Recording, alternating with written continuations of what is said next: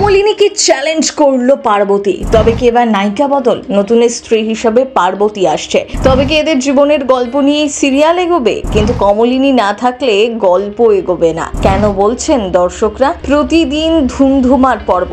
এরপর কি হতে চলেছে? পার্বতীর বাবাকে অপমান করলো স্বতন্ত্র। কিছুতেই সে এই বিয়ে মেনে নিতে পারবে না, সাফ জানিয়ে দিল। এদিকে কমলিনী বারবার অনুরোধ করছে স্বতন্ত্রকে পার্বতীকে যেন বউ হিসেবে স্বীকৃতি দেয়। শেষ পর্যন্ত স্বতন্ত্র কি করবে? সে কি পার্বতীকে মেনে নেবে, নাকি বিদেশে চলে যাবে, সকলকে ছেড়ে দূরে কোথাও গিয়ে একা থাকবে? সেটাই দেখার।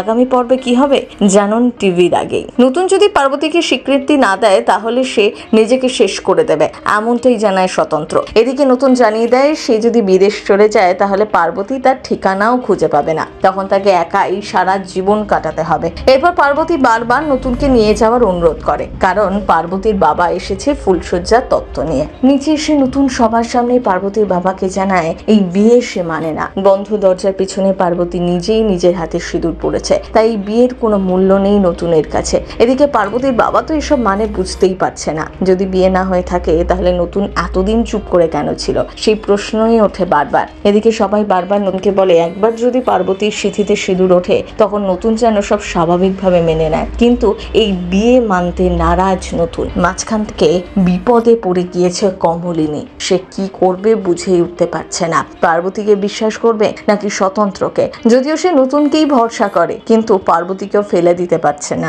এদিকে পার্বতীর বাবাকে অপমান করা হচ্ছে, তা মেনে নিতে পারে না স্বতন্ত্রর দাদা। সে তাকে অনুরোধ করে যেন এভাবে কথা না বলে, কিন্তু নতুন নিজের জায়গাতে অটল। সে নিজে যা মনে করবে তাই করবে, সকলকে জানিয়ে দেয়। এই মুহূর্তে চিরসখা সিরিয়ালে দু দলে ভাগ হয়ে গিয়েছে বাড়ির লোকজন। একদল নতুনকে বিশ্বাস করতে শুরু করছে, আবার আরেক দল পার্বতীকে নতুনের স্ত্রীর স্বীকৃতি দেওয়ার জন্য উঠে পড়ে লেগেছে। পার্বতী তার বাবাকে বলে গ্রামে ফিরে যেতে, সবাইকে জানায় যে সুখে আছে, ভালো আছে, এখান থেকে পার্বতী কোথাও যাবে না, এটাও জানিয়ে দিতে বলে। গ্রামে তার বাবা মার অপমান সে সহ্য করবে না। পার্বতীর বাবাও নতুনকে বলে তার মেয়েকে মেনে নিতে। নতুন হাসতে হাসতে জানিয়ে দেয় সে কোনোভাবেই এই বিয়ে মানবে না, কিন্তু পার্বতী তার বাবাকে কথা দেয় কিছুদিন পরেই সে নতুনকে নিয়ে যাবে এবং সেখানে নতুন নিজে থেকে পার্বতীকে স্ত্রীর স্বীকৃতি দেবে। পার্বতীর এই পাগলামি দেখে নতুন আরো হাসি পায়। এদিকে বাড়ি থেকে চলে যাওয়ার সিদ্ধান্ত নেয় কমলিনী।